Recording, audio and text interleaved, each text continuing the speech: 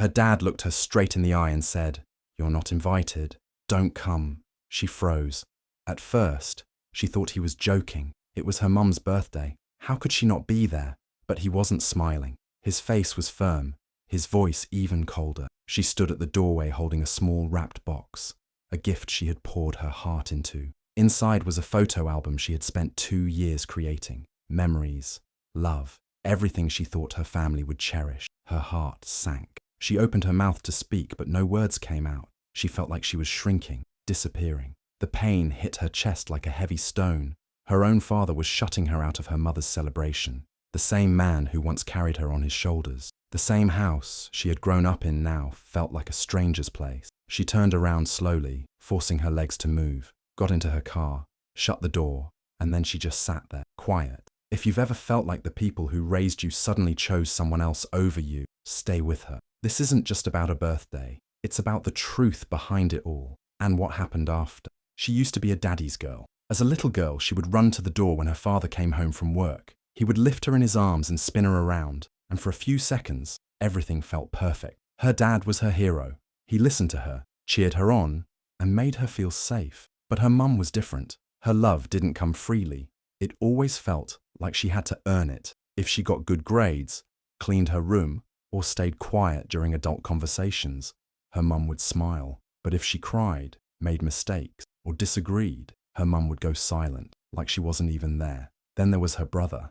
Everything came easy for him. He didn't have to try hard to get their mum's attention. She would cook his favorite meals, brag about him at church, and defend him no matter what. When he forgot to say thank you, or talked back, it was brushed aside. But if she made the same mistake, her mum would say, "Why can't you be more like your brother?" She tried to be good. She tried to be quiet. She tried to be strong. But deep down, she just wanted to hear her mum say, "I'm proud of you." Even when she grew older and moved out, that longing never went away. Every birthday, every holiday, she hoped something would change. That maybe this time, her mum would see how hard she was trying. That maybe this time, she would finally be enough. But no matter what she did, it always felt like she was on the outside looking in. Her brother was the golden child. He got the praise, the attention, the love, and she got silence. Still, she held on to her dad. He was the only one who ever truly made her feel like she belonged, which is why, when he told her not to come to her mum's birthday, it broke something deep inside her, something she never thought he would touch. She had been planning the trip for 2 years. Every month, she put a little money aside, even when rent was tight, even when she had to skip dinners out or say no to things she really wanted. It wasn't just a trip. It was a gift, a dream, for her mum. Her mum had always talked about Portugal, about the food, the music, the ocean breeze. She once said, "If I could go anywhere before I die, it would be Portugal." And those words stayed with her, so she started doing research. She read blogs, watched videos, joined travel forums. She made a list of everything her mum had ever mentioned. Vineyards in the Douro Valley, a cruise down the river, a night of live fado music in Lisbon, a custom dress from a local tailor. She even planned the exact week, her mum's birthday. She imagined them walking through colourful streets, sipping wine by the water, laughing together like they hadn't done in years. She thought, maybe this trip could be the thing that brought them closer. Maybe her mum would finally see her, not just as a daughter, but as someone who loved her deeply. When everything was set, she waited for the right moment. A family dinner. Her brother was there, her parents, even a cousin or two. She stood up, a little nervous, but smiling. "I have something special planned for Mum's birthday," she said. Everyone looked up. She pulled out a small folder with the printed plans, pictures, and notes. A trip to Portugal. Just the two of us. There was a pause. Her father looked surprised. Her brother looked confused. Her mum just smiled politely. "Portugal," she said. "That's really far." Her heart sank a little, but she kept smiling. "It's everything you always talked about. The music, the dresses, the river." Her mum nodded slowly. "Well, we were actually thinking of doing something simple here in Atlanta. A big party. Everyone can come." No one said thank you. No one asked about the plans she'd worked so hard on. The folder just sat there on the table. Her dream, her effort, her love, quietly ignored. She smiled through it, but inside, something started to crack. She tried to bring it up again a week later, hoping her mum had changed her mind. Maybe she hadn't understood how special the trip was. Maybe she just needed time to think about it. But when she called, her mum barely let her speak. "We've already started planning the party here," she said. "Your brother's helping, and everyone's excited. It just doesn't make sense to go abroad." Her voice was calm, polite, but distant, as if the trip was nothing more than a silly idea, as if 2 years of saving and dreaming meant nothing. Still, she held on. She thought maybe she could still show up at the party, give her mum the photo album, and say something kind, something that would remind her what this birthday could have been.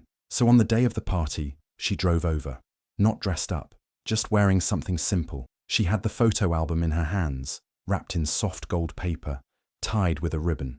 Her dad was in the driveway when she arrived. At first, he didn't say anything, just looked at her, then at the gift in her hands. "I told you not to come," he said. She blinked, confused.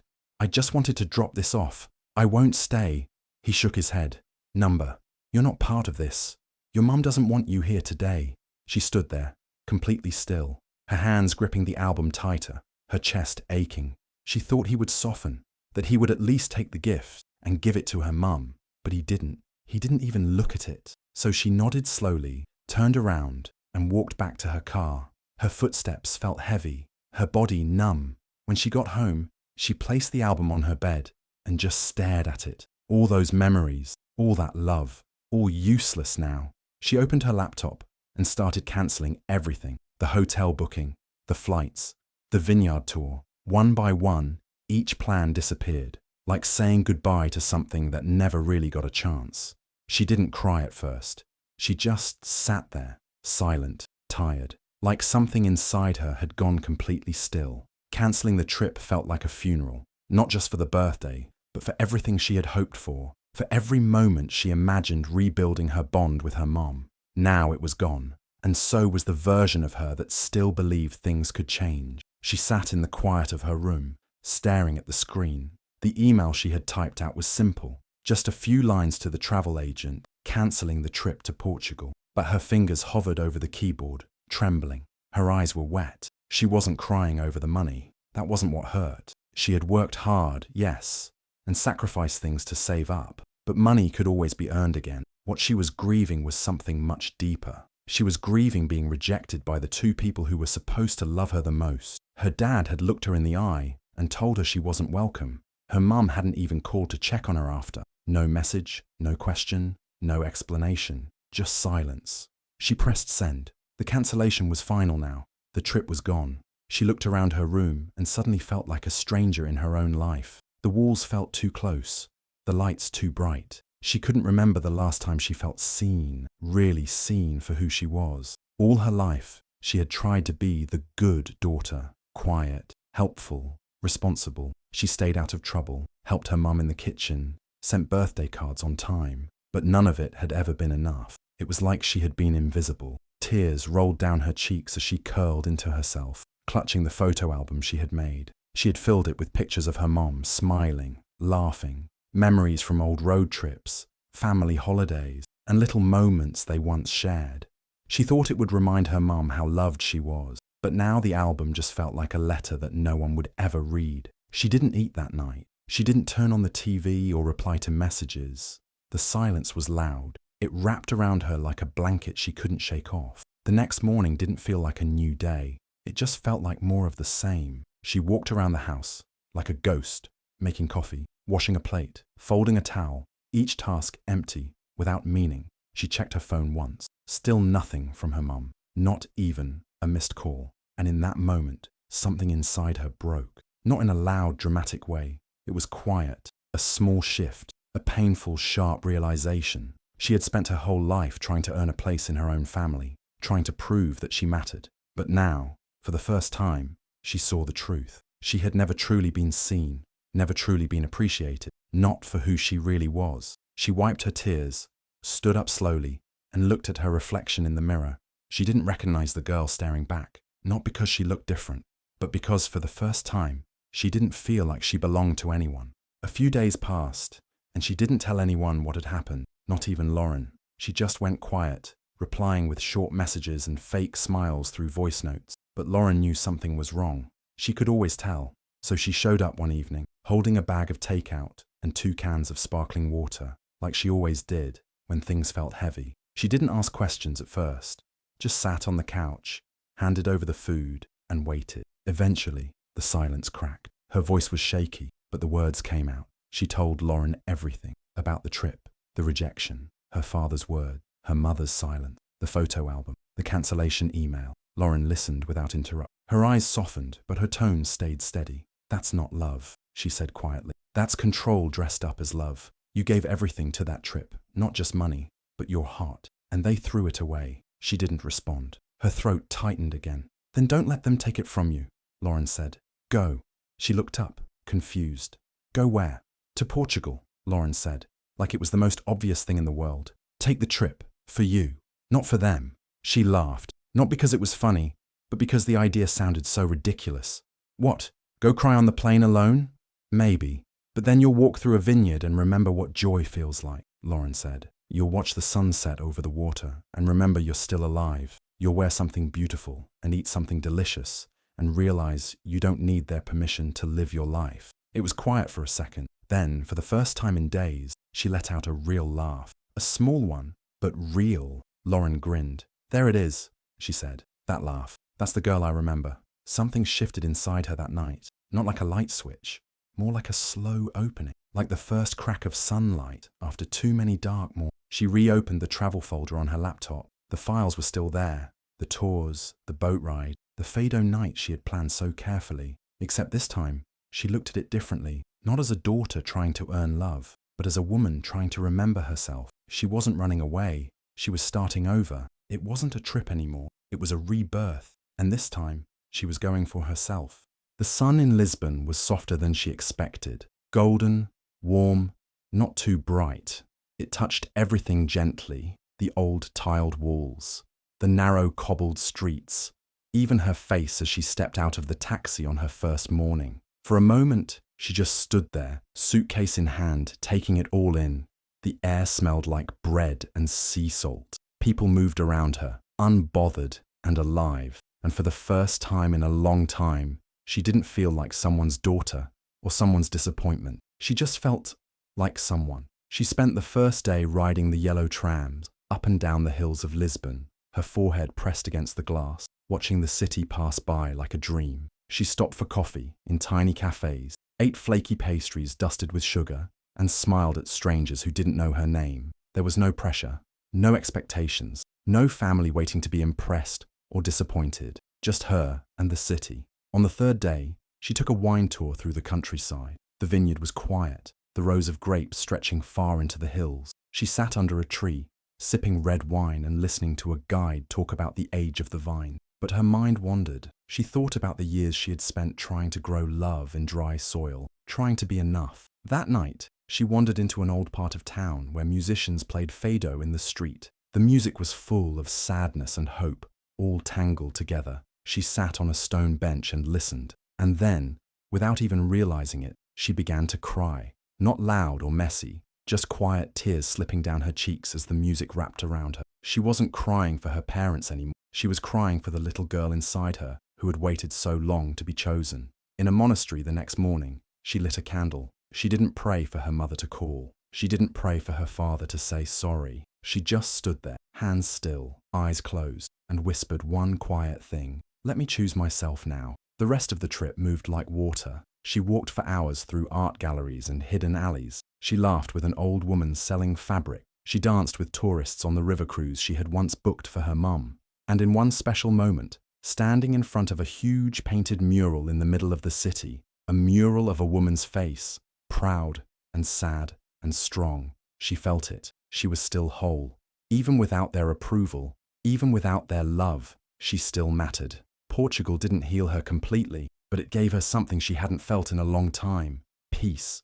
She didn't need anyone to tell her she was worthy anymore. She knew it, and that was enough. It was her last night in Portugal when the voicemail came in. She was sitting by the window of her hotel room, sipping tea, watching the city lights flicker across the hills. Her phone buzzed once. Voicemail from Dana, her cousin back home. She hadn't spoken to Dana in weeks. She pressed play, and the voice on the other end was shaky but urgent. "Hey, I don't know if you'll even want to hear this, But I just found out what really happened before your mum's birthday. I thought you knew. She told everyone you backed out of the trip and didn't want to be involved, that you felt too superior for a family party. She made it seem like you chose to disappear.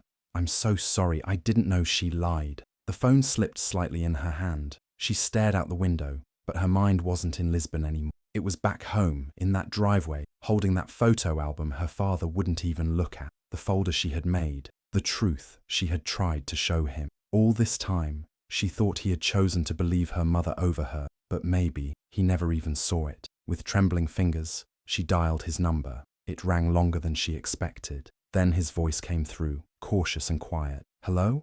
She didn't wait. Did Mom ever show you the folder I made? There was a pause. What folder? Her voice cracked. For the Portugal trip, with everything I planned, the vineyard, the music night. I handed it to you in the driveway. More silence. Then his voice, softer now. I never saw it. She said you changed your mind. Said you didn't think we were the kind of family worth planning for. Tears slipped down her face. But this time, they came with anger, not sadness. That's not true. I spent 2 years saving for her dream, and she made me the villain. He didn't speak right away. She could hear drawers opening in the background, papers shifting. Then a quiet, sharp inhale. I found it. It's here, tucked under some magazines in the study. He sounded stunned, and when he spoke again, his voice was heavier. Why would she hide this? She didn't answer. He already knew. Later that week, when she returned home, he asked to see her in person. She didn't expect much, but she went. He opened the door slowly. In his hand was the folder. I read everything, he said. And I'm sorry. I should have asked. I should have listened. She nodded, holding her arms tightly across her chest. I don't know why your mother did what she did, he said, but I believed a story that wasn't true.